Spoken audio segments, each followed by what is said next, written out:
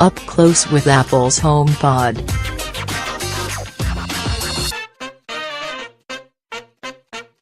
The HomePod is much smaller than I remember. I hadn't seen one since June, when the company announced the speaker back at WWDC.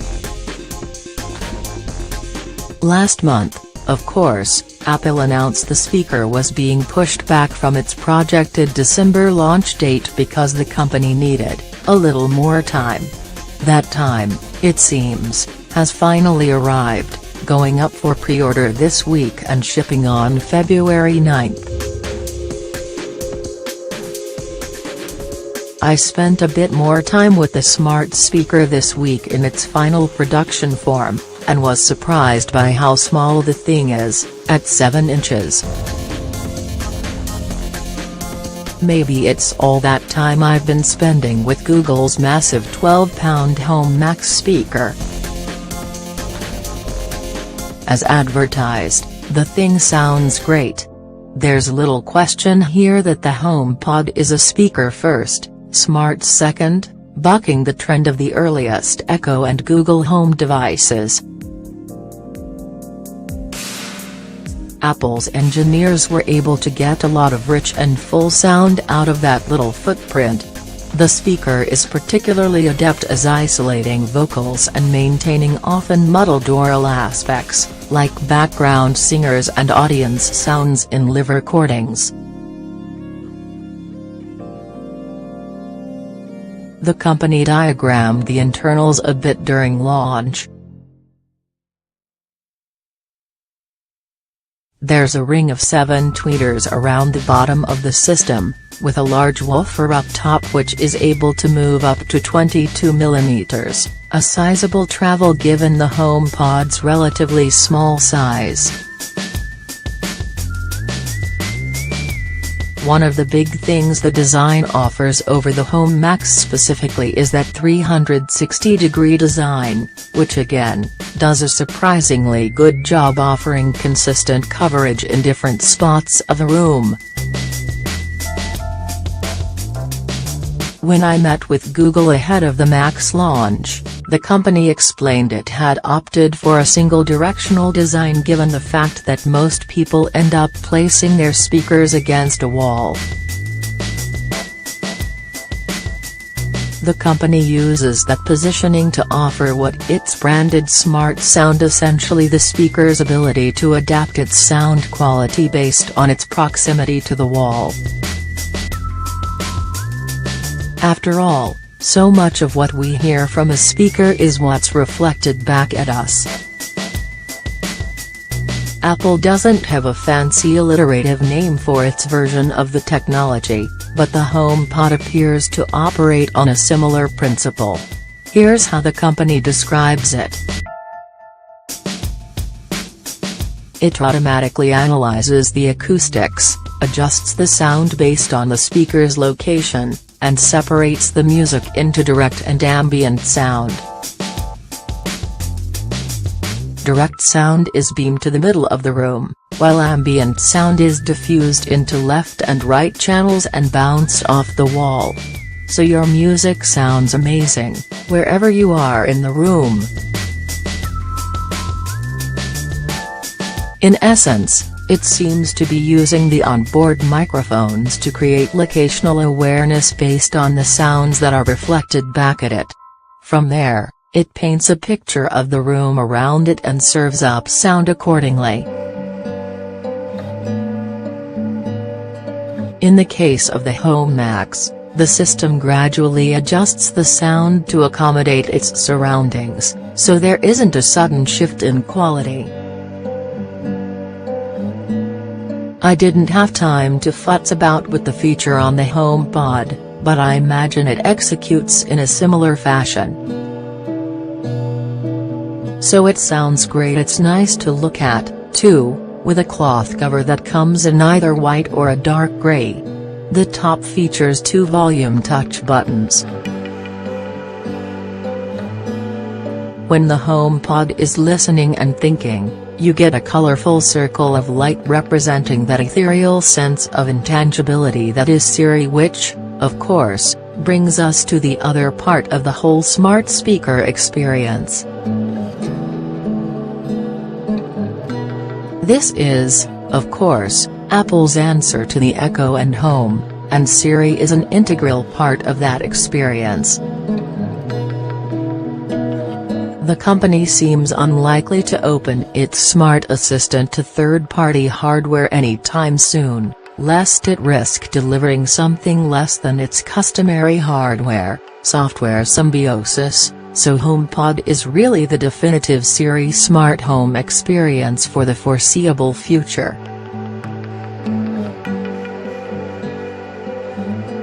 Apple's approach also means that you need an iPhone, iPad or iPod Touch to get set up with the speaker. It works in tandem with Apple TV, but the set-top box can't be used to get up and running. One of the upsides of that limited offering is an extremely streamlined setup experience. It's really similar to pairing Apple's AirPods with a dialog box that pops up on the mobile device. From there, you choose which room you'll be putting it in, enable Siri and opt into personal requests. That last bit involves using the speaker to offer up things like notifications. At present, the HomePod isn't capable of differentiating users based on voice, so things can't be personalized to that degree. The workaround the company has come up with for dealing with this is only enabling that functionality when the device detects that the mobile device used to set it up is present.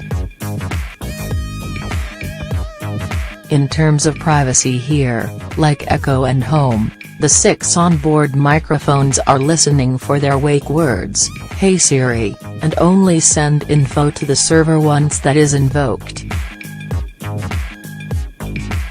That information is encrypted and kept anonymous, so there's no central repository for your Siri requests.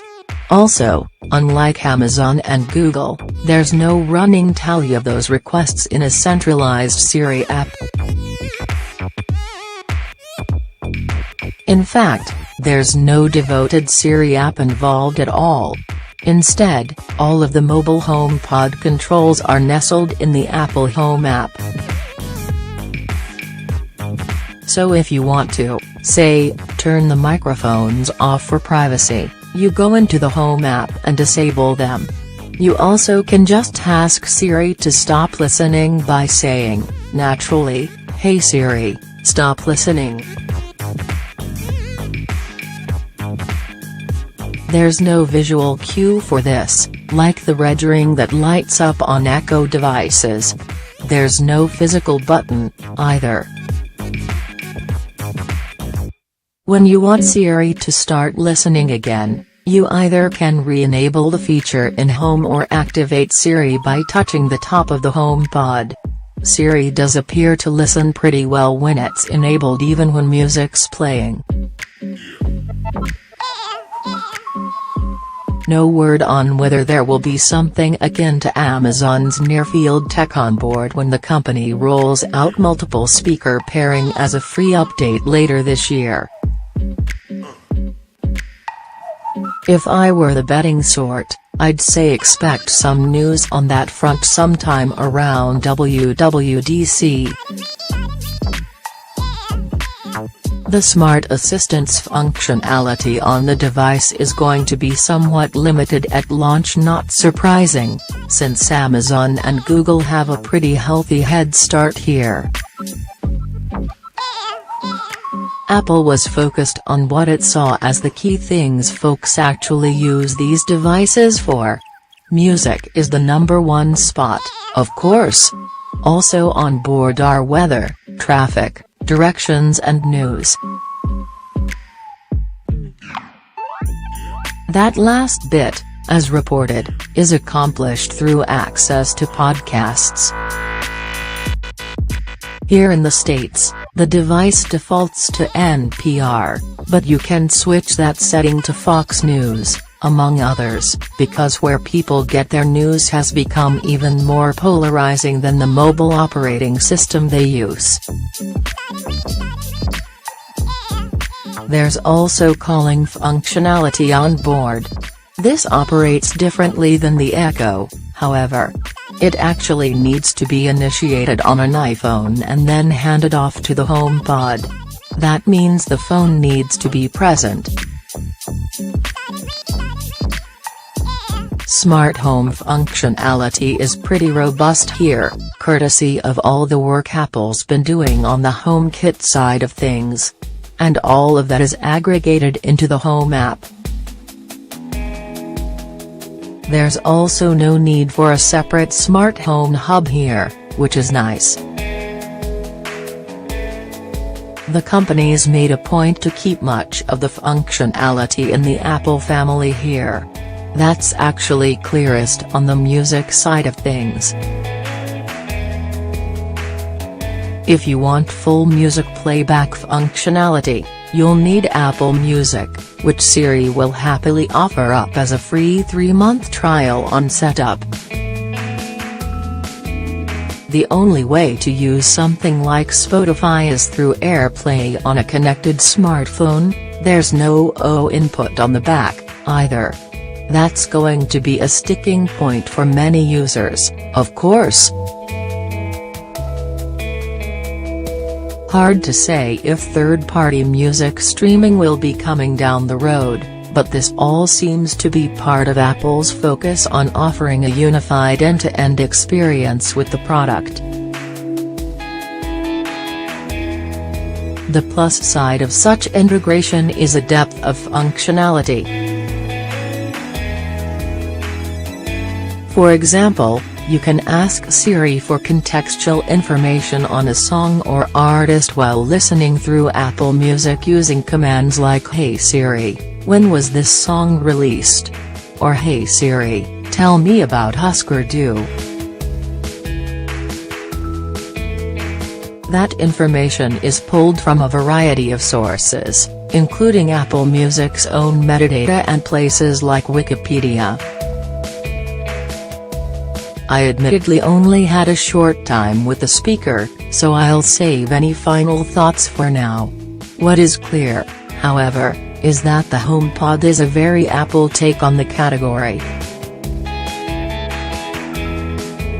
It's a nice-looking, premium device with really good sound at an admittedly high $349 price point, though, notably, still $50 less than the Google Max. Apple's clearly offering a unified end-to-end experience for its first Siri-focused product, eschewing some broader functionality for the sake of a streamlined, unified experience.